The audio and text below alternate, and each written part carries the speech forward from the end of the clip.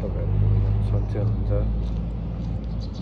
शुभ बिहानी होइन, आज पनि सधैँको चाहिँ आज पनि म काममा जाँदैछु। धेरै भयो आफ्टर लङ टाइम आज चाहिँ एउटा भिडियो बनाइदिउँ न भनेर चाहिँ आज एउटा भिडियो बनाइदिएको छु। सन्चै हुनुहुन्छ होला है, सन्चै बस्नु पऱ्यो, सन्चै छैन भने पनि सन्चै हुनु पऱ्यो है।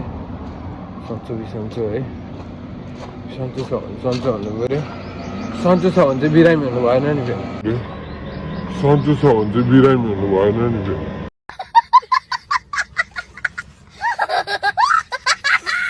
ल म चाहिँ काममा जाँदैछु, अल्छी लाग्दैछ त्यही पनि आइदिएको बाला के गर्नु।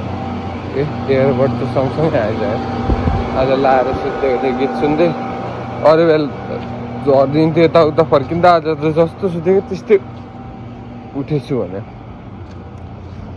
धेरै टाढा त छैन, आइसक्यो क्याफे त होइन। छोटो समयमा छोटो मिठो भ्लग बनाइदिउँ भनेको होइन। धेरै लामो पनि बनाउनु हुँदैन नि त, फेरि तपाईँलाई झ्याउ लाग्न सक्छ।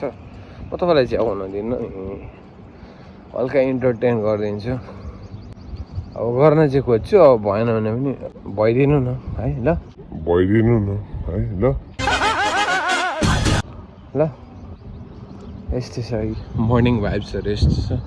ट्याक्कसँगले हाम्रो चाहिँ क्याफे हो है, यस्तो छ। गाउँ छ गाउँ गाउँ नामपाका। अब हिजो आज अब अलिकति यस्तो खतरा भयो त भन्ने नि त, जस हानिराखेको आर्ट होइन अब बुझ्दैन नि त फेरि यहाँ त। अब यस्तो सिहर्सहरू हान्यो भनेदेखि बुझ्दैन। अब सिहर्स त कस्तो साउन्ड निकाल्छ सिहर्सले त मलाई थाहा भएन, तर जे होस् अब गोठहरू भन्दाखेरि अब त्यसले बुझ्दैन। गोठ भन्दाखेरि गाउँ हो नि त यो, अनि इङ्ग्लिस बोल्दाखेरि बुझ्दैन क्या। अनि गोठ हो भनेर भन्दाखेरि बुझ्दैन। अब बाख्रा भन्दाखेरि नेपाली पनि बुझ्दैन। सो द्याट म के भन्नु चाहेँ, अच्छा ठीक है भनिदिन्छु। अनि हाँससँग अनि घोडा बनायो, घोडाको पिक्चर देखायो, अनि घोडा हर्स भनेर भने बुझ्दैन।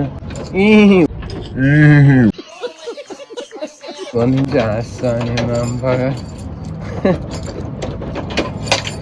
यस्तो चल्दैछ यार जिन्दगी।